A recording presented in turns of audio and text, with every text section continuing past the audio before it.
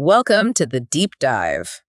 We're the show that, cuts through all the noise to get straight to what really matters. Because let's face it, there's just so much information out there, right? It's tough sorting the signal from the chatter. We're here to help you get informed, properly informed. So today we're tackling two really critical areas for modern business, and they're actually deeply connected. First up, we're going to look at, maybe challenge, how companies measure financial success, moving beyond just, standard profit.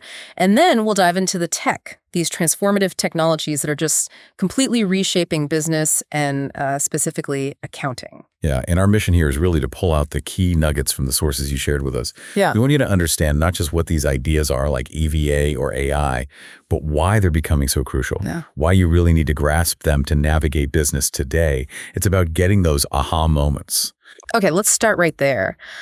How do companies usually measure success? I mean, for most people, it's profit, isn't it, the bottom line?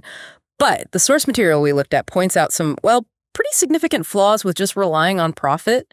From your view, what are the biggest blind spots there? That's exactly the right place to begin. The first fundamental flaw. Traditional profit completely ignores the cost of equity capital. Think about it. Financial statements show the cost of debt, right? Interest payments. But the return shareholders expect, their equity investment, that's often just missed in the basic profit number. And a company only really creates wealth if its returns beat what all capital providers, debt, and equity holders actually demand. Right. That's a massive piece to leave out. Okay, what's the second big issue you see with just looking at accounting profits? The second problem is that accounting profits themselves, just by how they're calculated, can be managed or even manipulated sometimes. They're based on rules, accounting standards that don't always paint the truest picture of the economic wealth a company generated, kind of like judging a book by its cover. Okay, and that's where this thing called economic value added, or EVA, comes in. It's designed specifically to tackle those two weaknesses you just laid out. Developed by Stern Stewart & Co., a U.S. consulting firm, and adopted by some big names, Siemens, Coca-Cola, Herman Miller. Exactly. And what's interesting is EVA isn't completely out of the blue. It actually builds on an older idea, something called residual income. Been around since the early 1900s. Residual income is pretty simple conceptually. You take a company's profit and you subtract a sort of finance charge, basically the minimum return needed on the capital used. Right, like the example in the source say, a division makes $10,000 profit. The capital it used needed a minimum return of $9,100. So the residual income is $900. That $9,100, that's the hurdle, the minimum required from all the capital. If you beat it, like here, you've actually created wealth. So how does EVA take that basic idea and, put it on steroids? Yeah, that's a good way to put it. EVA uses a similar formula at its heart. NOPAT minus that finance charge. And that finance charge is calculated as K, the weighted average cost of capital, times the capital employed. Now, NOPAT net operating profit after tax, that's key. It's designed to show operating profit before you factor in financing costs like interest. It gives you a cleaner view of operational performance. Okay, so NOPAT focuses purely on the operations. Precisely. And K, the WACC, that's the blended required return for both debt holders and shareholders. And capital is generally equity plus long-term debt, looked at from the start of the period. Okay, but here's what I found really fascinating, where EVA seems to really break from the past. It's these adjustments it makes to the reported profits and capital. Why tear apart traditional accounting like that? That's the revolutionary part, you're right. Stern Stewart's whole philosophy was about getting to economic reality, not just sticking to accounting rules. So one big reason for adjustments is to shift from accrual accounting towards a cash perspective. Because, investors ultimately care about cash flow. Right. Cash flow is what you can actually spend or reinvest. Exactly. So things like accounting provisions, doubtful debts, for instance, might get added back. They see them as potentially too conservative. Okay, moving closer to cash. What about things like R&D or big marketing campaigns? Accounting usually expenses those immediately. That's another huge one. EVA often capitalizes these market-building costs, R&D, staff training, advertising. Even though accounting standards say expense them now, EVA argues these are investments for the future, like buying a machine. They build long-term value, so treat them like assets. That's a fundamentally different way of thinking. And I gather EVA also smooths out unusual gains or losses to get to the underlying performance. Yes, it tries to ignore unusual profit or expenditure items that aren't part of the core ongoing business. These adjustments sound massive. I mean, I can hear a CFO thinking, Isn't this just swapping one set of rules for another, maybe even more complex? How deep do these adjustments go? Oh, they can go very deep. It's not just tinkering. The source mentions Stern Stewart famously made up to 160 adjustments for some clients. Wow, 160. Yeah, it really shows they were trying to rebuild the financial picture based on economic principles. They might replace accounting depreciation with economic depreciation, what they think the asset actually lost in value. Add back provisions like deferred tax to capital, arguing they represent overprudence. Treat non-cash expenses with suspicion, potentially adding them back to profit and capital. Even capitalize operating leases so they're treated the same as finance leases.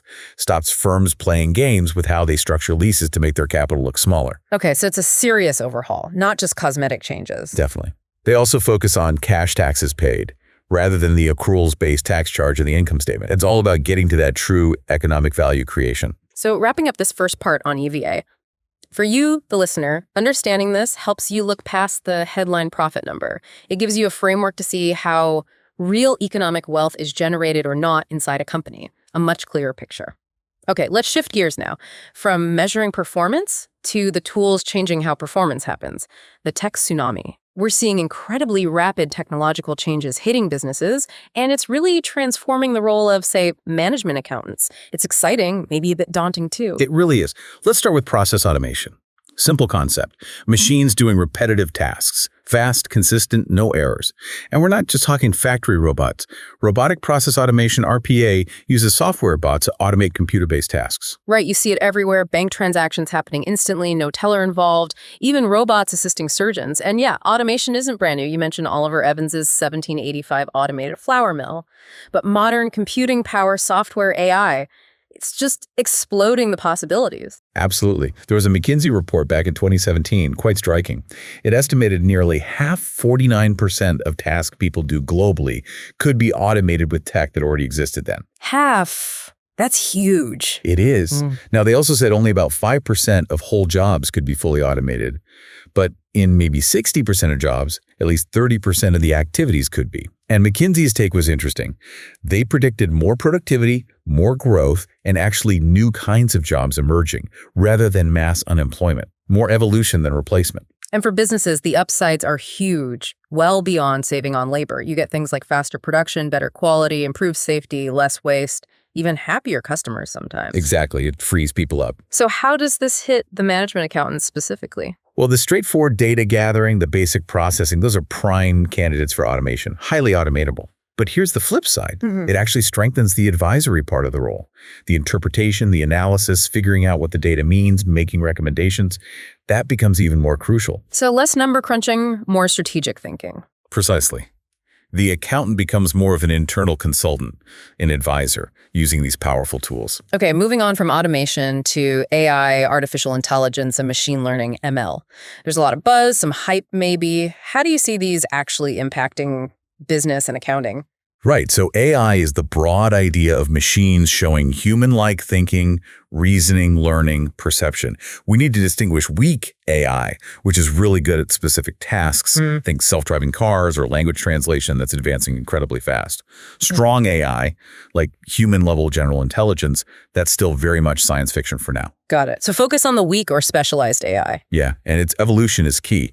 Early AI in business was often expert systems. You hard-coded rules like input symptoms, get a possible diagnosis, or input financial data, get an insurance quote. The output was fixed based on the rules. Okay, rule-based. But machine learning is different. The machine isn't just following rules. It learns from data, from experience. It finds patterns and improves its own predictions or classifications over time. You even see simple versions in accounting software now, where it learns how you code transactions and starts suggesting or guessing where to book things based on past behavior.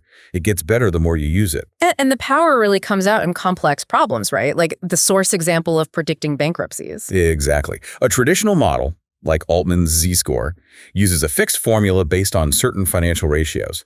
It works okay, but it makes mistakes. Right, it's static. But an ML approach, the machine looks at tons of historical data, financial, non-financial, maybe news, sentiment, whatever.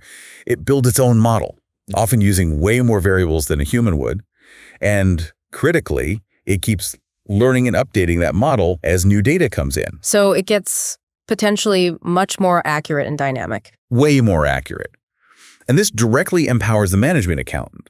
ML tools can uncover insights hidden in massive data sets, things like subtle fraud patterns, predicting customer behavior, making much more reliable forecasts because they can analyze complex external factors way better than traditional methods. It sounds like it elevates the analytical game significantly. It absolutely does. It moves analysis from looking backward to genuinely predicting forward with more confidence. Okay, so we have better ways to measure value, automation handling routine tasks, AML providing deeper insights. How do we make sense of all this data? That brings us to data visualization. Yeah, the classic saying, a picture is worth 1,000 words, is more relevant than ever. Good visuals help people grasp complex information much faster. You see the patterns instantly. And again, visualization isn't new. That 1931 London Underground map by Harry Beck is a great example of simplifying complexity visually. True. But the game changer now is the sheer volume of data flooding in. From smartphones, social media, sensors, the Internet of Things, businesses have got so much data. The challenge is making it understandable and actionable. And new tools have emerged to handle this. Definitely. Software like Microsoft Power BI, Tableau, Click. These are powerful platforms. They can connect to all sorts of data sources, generate reports in real time, and use templates to create really clear, high-quality graphics. They turn oceans of numbers into something you can actually use for decisions. What kind of visuals are particularly useful, according to the sources? Well, dashboards are common. They give you a high-level summary of key performance indicators, KPIs, often with the ability to click and drill down into the details if something catches your eye. Then there are waterfall charts, sometimes called bridge charts. They're great for showing how a total value is built up from positive and negative components, like showing what drove profit up or down, and mapping charts using geographical maps to display data. Really effective for sales territories, logistics, that kind of thing. The goal being to focus attention. Exactly. Spot outliers, see trends, compare performance quickly. Much easier than scanning endless rows in a spreadsheet. It guides your analysis. You mentioned the Internet of Things, IoT, as a data source. Let's touch on that quickly. Sure. IoT is basically everyday devices or industrial equipment connected to the internet, constantly sending data. Your smartphones, smart speakers, fitness trackers, but also sensors on factory machines, logistics trackers, smart meters. Right, like the smart thermostat in your house or sensors predicting when a machine needs maintenance before it breaks down. Exactly, those kinds of things. And for management accountants, IoT means access to potentially huge amounts of very granular real-time data. Analyzing this data can give incredible insights into operations, customer usage patterns, supply chain efficiency, you name it. It brings operational reality onto the accountant's dashboard. Okay, but with all this data flying around from IoT, from customer interactions, from everything, there's a big elephant in the room, isn't there? Ethics? Absolutely crucial. Collecting vast amounts of data, especially personal data, raises major ethical questions. Privacy is a huge concern. Potential for misuse, discrimination. It's a serious responsibility for companies using this tech. It is. And we are seeing responses. Governments and regulators are stepping in. The EU's GDPR, the General Data Protection Regulation from 2018, is a major example, setting rules for how personal data is collected, stored, and used. So there's a push-pull between innovation and ensuring responsible use. Definitely. It's an ongoing, complex balancing act. Okay, let's try and connect these two big threads now. We started with EVA, a better way, arguably, to understand true financial performance, real wealth creation, setting the right targets. And then we explored all this technology, automation, AI, ML, visualization, IoT, which provides the powerful tools and the deep insights needed to actually achieve and track that performance in today's complex world. That's a great way to link them. EVA tells you what good performance looks like in economic terms. The technology helps you achieve it, measure it in real time, and understand the drivers behind it far better than before. And as we discussed, while tech automates the routine stuff, it really elevates the human element. It demands more critical thinking, better interpretation, more strategic advice from people, especially those in finance and accounting roles. Your value shifts upwards, essentially. Exactly. You move from processing information to generating strategic insight from it. So that brings us to a final thought for you, our listener, to chew on. As these lines blur the line between deep financial analysis and understanding technological capabilities, what new opportunities do you see emerging? How do you personally plan to adapt and really thrive in this future that's so clearly data-rich and tech-driven?